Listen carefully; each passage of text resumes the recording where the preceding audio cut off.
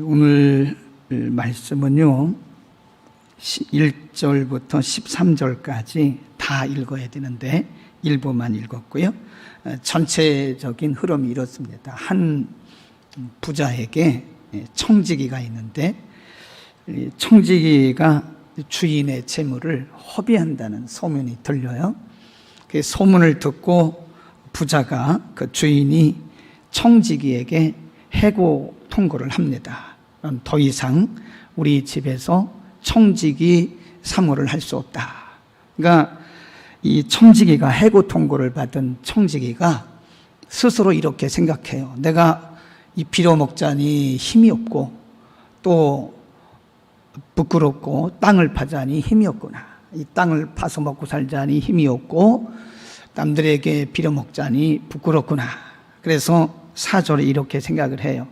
내가 완전히 해고되기 전에, 이 집에서 나가기 전에 이렇게 해야 되겠다. 그래서 주인에게 빚진 사람들을 다 불러요. 물어봐요. 얼마나 빚졌소? 저는 기름 100마를 빚졌습니다. 아, 그래요? 그러면 여기 50이라고 쓰시오. 당신은 얼마 줬소? 난 이렇게 빚졌습니다. 그래요? 그러면 이렇게 쓰시오. 그래서 이 청지기가 주인에게 빚진 사람들의 그 빚을 임의로 다 탕감을 해줬어요.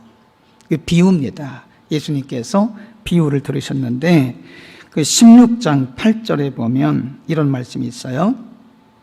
주인이 이 옳지 않은 청지기가 일을 지혜롭게 하였으므로 칭찬하였으니 이 세대의 아들들이 자기 시대에 있어서는 빛의 아들들보다 더 지혜롭다.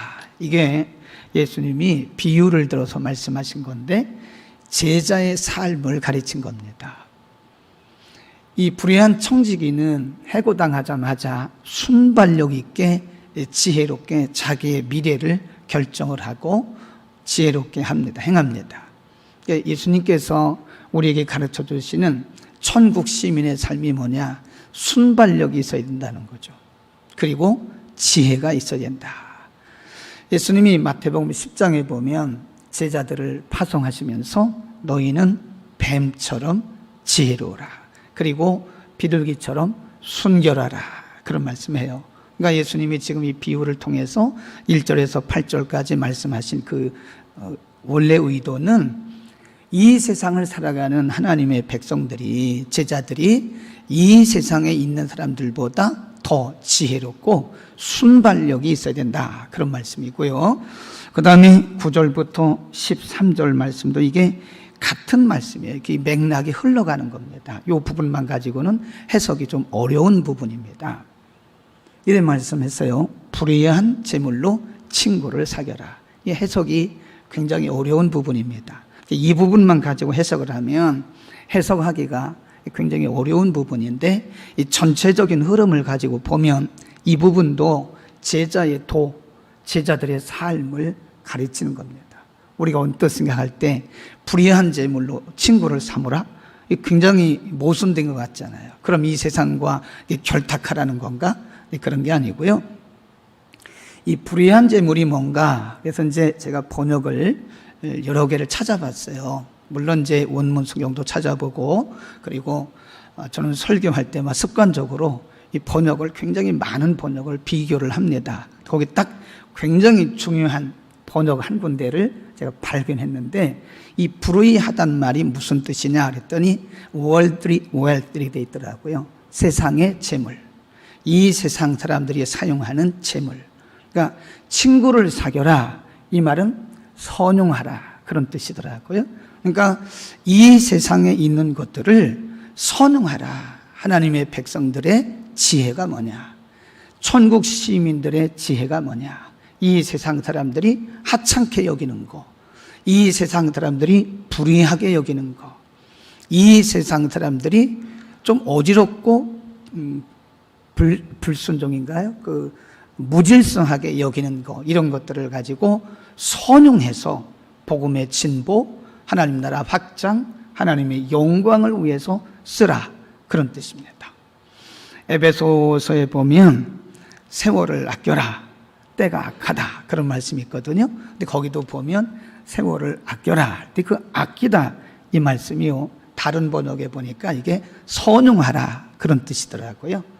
세월을, 시간을 선용하라 그런 뜻입니다. 그러니까 우리는 이 세상을 바라보며 정죄하잖아요. 저거 틀렸고 저거 틀렸고 저거 틀렸고 이거 잘못되고 그러잖아요.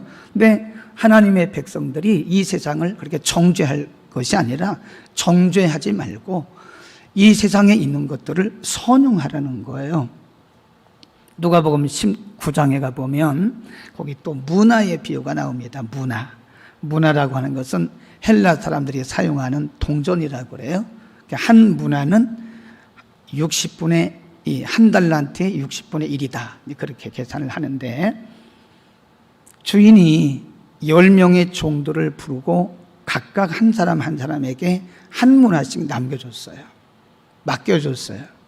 그리고 말하기를 이 문화를 가지고 장사해라 그래요. 장사해라.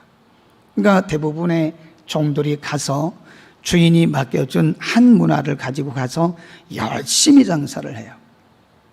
근데 어떤 사람들은 주인이 맡겨준 한 문화를 가지고 10문화를 남겼어요. 어떤 사람은 주인이 맡겨준 한 문화를 가지고 5문화를 남겼어요.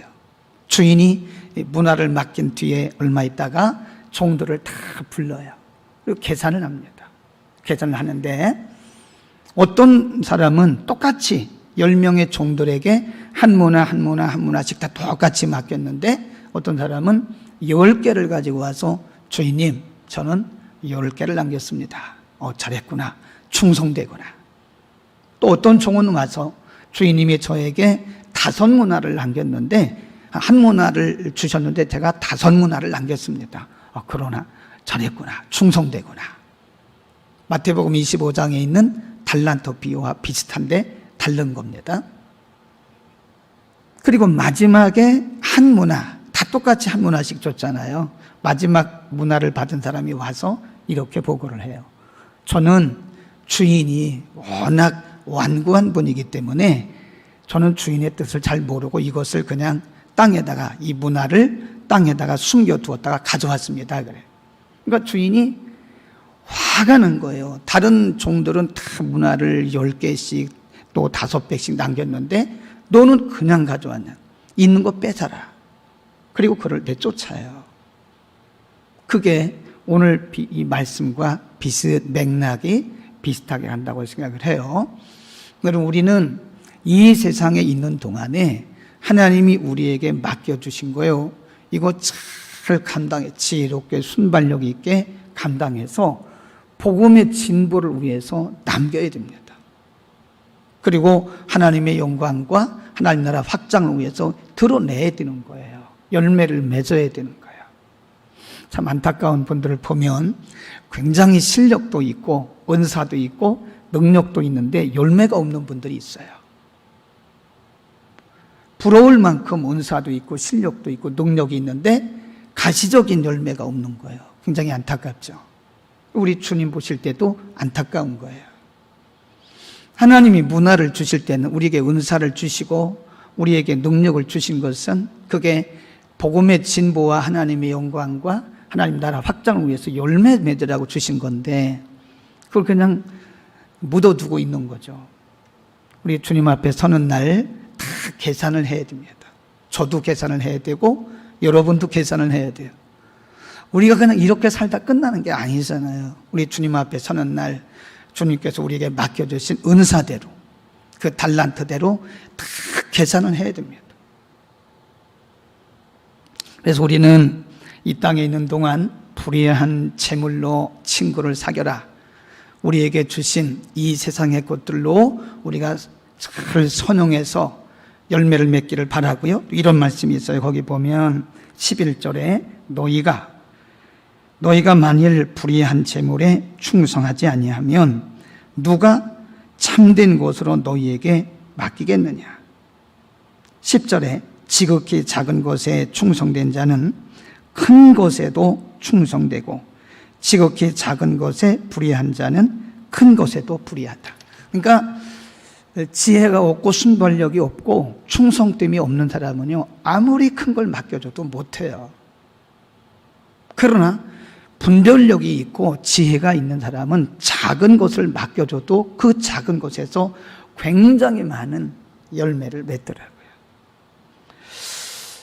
제가 옛날에 다른 학교에서 강의할 때 야간에서 강의를 했거든요. 주로 제가 이제 그 기초 헬라어, 기초 히브리어를 가르쳤어요. 근데 늘 늦게 오는 학생 하나가 있어요. 보니까 나이도 60이 넘은 것 같은데 항상 늦어요. 늦게 시작을 했으면 일찍 와서 일찍 공부를 많이 해야 되는데 항상 늦어요. 그랬더니 3번까지는 제가 봐주고 4번째 불렀어요. 잠깐 와보세요.